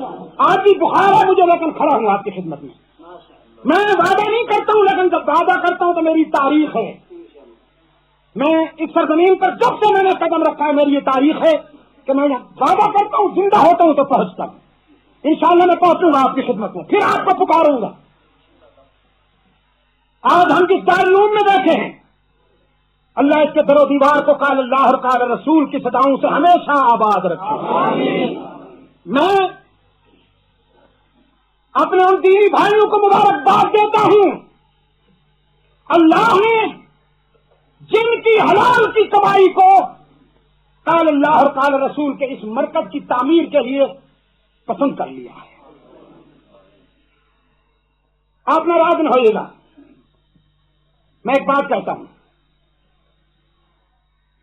ہمارا نفس ہمیں کہتا ہے کہ اسلام بحیرہ عرب میں ڈوب رہا تھا، ہم نے بچا لیا۔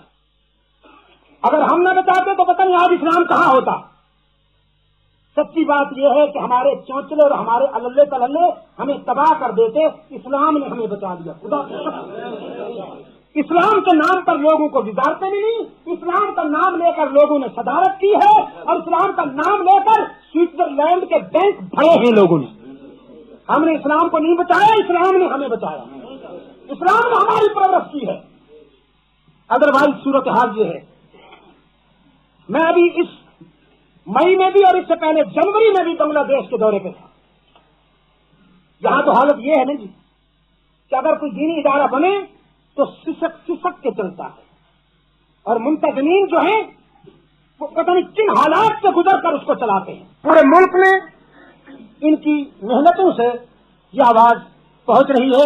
آج بھی کچھ خاص یہ کیسٹیں لائے ہیں۔ لی مارکیٹ کراچی میں غالباً 2 یا 3 سال پہلے رحمت عالم کانفرنس ہوئی تھی، اس میں اتفاق سے ایک بیان ایسا ہو گیا تھا کہ جس کو سن کر آج بھی میں خود رشک کرتا ہوں کہ پھر ایسا بیان کر سکوں۔ میرا آج ایک دوست آیا، وہ کہنے لگی آپ نے پتہ نہیں کس جگہ کا نام لیا، وہاں ایک بیان فرمایا تھا، بس وہی بیان ہمیں آج چاہیے۔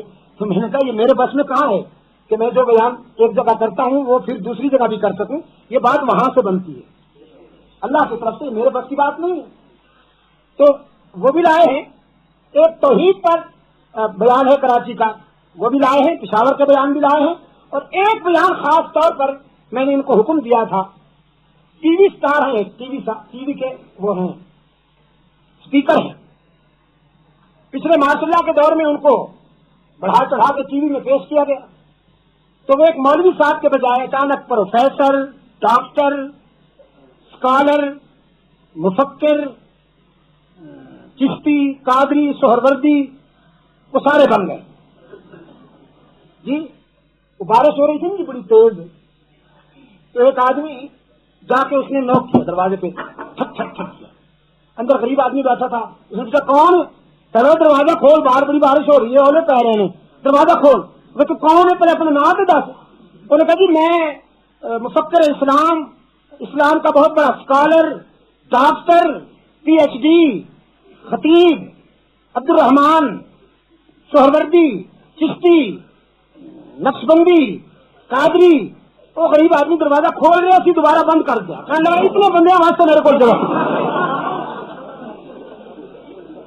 اتنے مزے واسطے میرے کو جگہ کوئی نہیں کہ ایک ہندا سے نہ دے ہندا چلے وہ کیسے کہ اس صاحب دی میں نام نہیں لینا میرا ذوق نہیں لیکن وہ اچانک ایسی باتیں کرنے لگے ہیں کہ ہمیں خطرہ ہے کہ نبوت کا دعویٰ کریں پہلے تو سیاسی پارٹی بنا لی اچانک اب آپ سے وہ ووٹ مانگنے کے لیے آئیں گے کہتا ہے کہ کراچی میں حضور آئے ہوئے تھے تو میں ملنے کے لیے گیا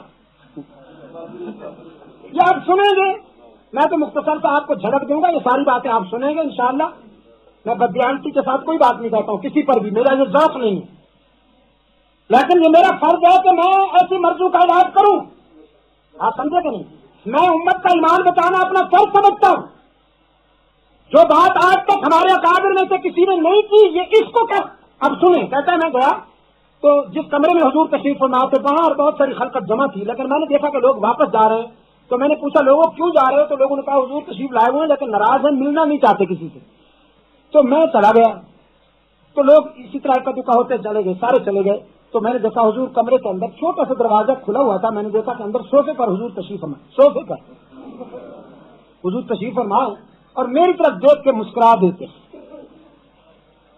تو دل میں خیال آیا کہ حضور باہر آئے یا مجھے بلا لیں تو اتنے میں حضور اٹھے وضو فرمایا پھر مجھے بلا لیا یعنی پہلے وضو کی ضرورت نہیں تھی مجھ سے ملنے کے لیے وضو فرمایا پھر مجھے بلا لیا اور مجھ سے معاونت کیا مجھ سے کہنے لگے نام لے کر فلانیاں مجھے پاکستان کے علماء مشائخ دینی اداروں کی دعوت پر یہاں آیا تھا لیکن ان لوگوں نے میرا دل دکھایا میری عزت نہیں کی میں ناراض ہو کر پاکستان چھوڑ کے جا رہا ہوں تو میں حضور کے پاؤں سے چمٹ گیا میں نے کہا حضور نہیں جانے دیں گے اب یہاں رونا شروع کرتا پوری ایکٹنگ کرتا نہیں جانے دیں گے حضور نے فرمایا نہیں میں بڑا ناراض ہوں ان سے انہوں نے مجھے بڑے دکھ دیے ہیں الفاظ ہیں مجھے بڑے دکھ دیے ہیں اور میں جا رہا ہوں آگے جو لوگ اس زمانہ میں ہمارے میاں صاحب سے بنی ہوئی تھی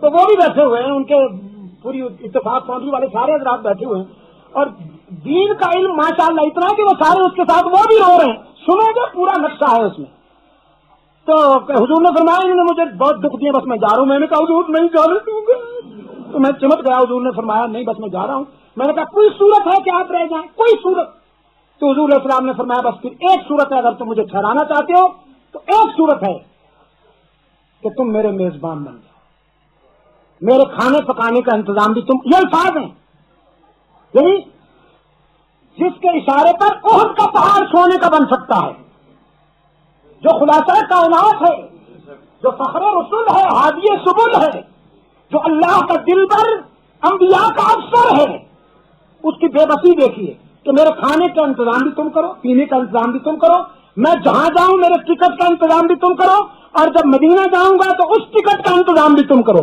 کہتا میں نے کہا حضور میری سعادت ہے پر میں تو بہت کمزور آدمی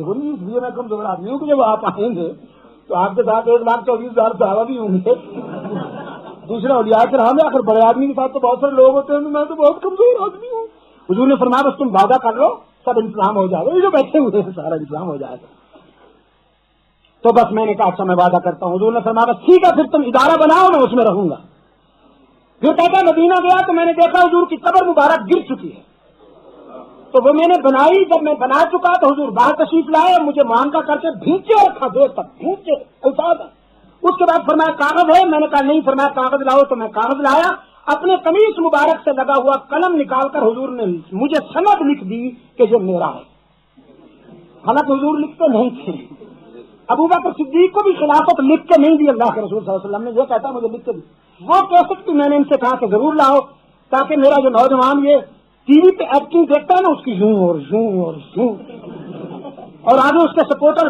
بیٹھے ہوتے ہیں جو ہی کرتے ہیں اکثر گنجے تو اس کی اصل جو ایکچوئل پکچر ہے وہ ذرا دیکھیں اس کیسٹ میں کہ یہ اصل کیا شے ہے یہ بھی دعا کے بعد جمعہ کی نماز کے بعد آپ کو سب ملیں گے ان کو آپ خود بھی لیجئے جتنا اللہ توفیق دے ان کو پھیلائیے تاکہ لوگوں تک یہ بات پہنچے اور وہ سیرت رحمت عالم کانفرنس توحید کانفرنس کے سلسلے میں یہ بھی فکری تعمیر کے لیے ضروری ہے ان کو بھی پھیلائیے میں آپ سب حضرات کا شکر گزار ہوں اس ادارے کے لیے دعا گو ہوں اللہ اس پودے کو گلشن بنائے اللہ اس قطرے کو سمندر بنائے اور اس کی مہک اس کی روشنی دور دور تک جائے آخر دعوانا ان الحمدللہ رب العالمین ذلك نجزي المحسنين ابراہیم، حیران ہونے کی بات نہیں ابراہیم،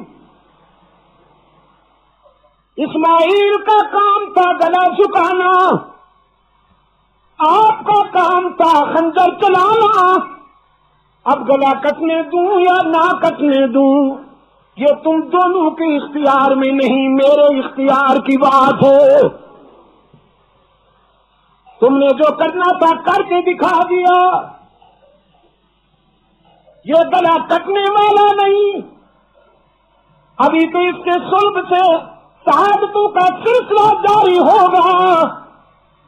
ہم نے آزمائش کرنی تھی آپ کی اور دنیا پر ثابت کرنا تھا کہ میرا دوست ابراہیم جتنا مجھ سے پیار کرتا ہے اولاد سے بھی نہیں کرتا۔ دنیا کی کوئی چیز میرے ابراہیم کو اتنی محبوب نہیں جتنا میں محبوب ہوں۔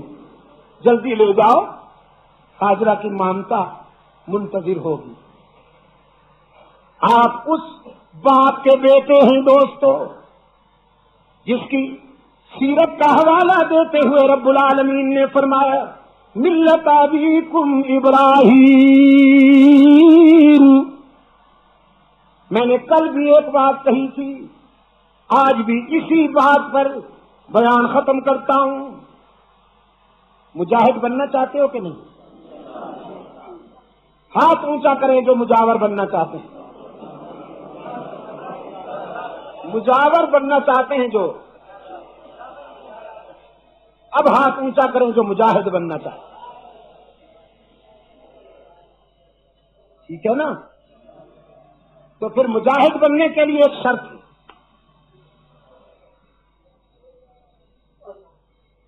مجاہد بننے کے لیے ایک شرط ہے، میری مرضی جی۔ آپ کون ہوتے ہیں؟ حضرت فرما رہے ہیں چندہ نہیں کرنا، میں نے کہا میری مرضی، میں نہیں کر رہا ہوں چندہ، مجھے پتا ہے۔ دیکھیے جی، میں داویل کے تقسیم اسناد کے جلسے کا بھی میں آپ کو ریفرنس دے رہا تھا، 2.5 لاکھ کا اجتماع تھا اور رات کا بج رہا تھا 1:30، سمندر تھا میرے سامنے انسانوں کا، جیسے راجن میں ہوتا ہے نا۔ میں نے محتمین صاحب سے پوچھا حضرت کیا بجٹ ہے آپ کا اور کیا اخراجات ہیں؟ انہوں نے کان میں کہا مولانا سعید بزرگ نے 45 لاکھ کا بجٹ ہے، 65 لاکھ آ چکے ہیں الحمدللہ ہمارے پاس، سالانہ 45 لاکھ روپے کا بجٹ ہے اور 65 لاکھ آ چکے ہیں، تو کتنے ایکسٹرا ہو گئے جی؟ 20 لاکھ انہوں نے کہا ہمارے پاس اضافی آ چکے ہیں۔ جس طرح حضرت نے ابھی فرمایا کہ اس مدرسے کی اور بھی شاخیں ہیں، اسی طرح وہ جامعہ اسلامیہ داویل کی بھی ضلع ولساد میں، سورت میں، پنج محل میں، گجرات کے مختلف اضلاع میں سینکڑوں شاخیں ہیں، وہاں یہ سلسلہ نہیں ہوتا۔ ورنہ میرا خیال یہ تھا کہ 2.5 لاکھ کے اجتماع میں اگر میں اپیل کروں، کچھ بھی نہیں، 1-1 روپیہ ہی اگر ایک شخص دے دے تو 2.5 لاکھ تو آرام سے ہو جائیں گے، لیکن انہوں نے فرمایا نہیں۔ اب میں بھی ان سے چندہ لے رہا ہوں نا جی، وہ اور ہے، آپ مجھے اجازت دیں۔ مجاہد بننا چاہتے ہو نا، وعدہ کیا آپ نے، تو ایک شرط ہے،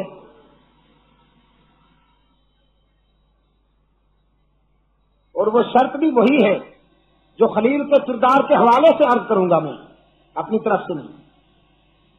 وہ شرط یہ ہے کہ توحید میں وفا کر دو۔ جہاد میں کامیابی کے لیے شرط اول ہے، میں نے کل بھی کہا تھا دھیر کوٹ میں۔ ابھی آپ حضرت علامہ سید عبد المجید ندیم شاہ صاحب رحمۃ اللہ علیہ کو سماعت فرما رہے تھے۔ آپ سب دوستوں سے گزارش ہے کہ حضرت شاہ صاحب کے اس چینل کو سبسکرائب، لائک اور شیئر کریں، اور حضرت شاہ صاحب کے بیانات اپنے گروپوں میں اور دوستوں کو بھی شیئر کیا کریں تاکہ دین کی باتیں سب تک پہنچ سکیں۔ آپ سب دوستوں کا بہت شکریہ۔ ملتے ہیں ایک نئی ویڈیو کے ساتھ، تب تک کے لیے اللہ حافظ۔ پاکستان پائندہ باد۔ صدق اللہ مولانا العظیم۔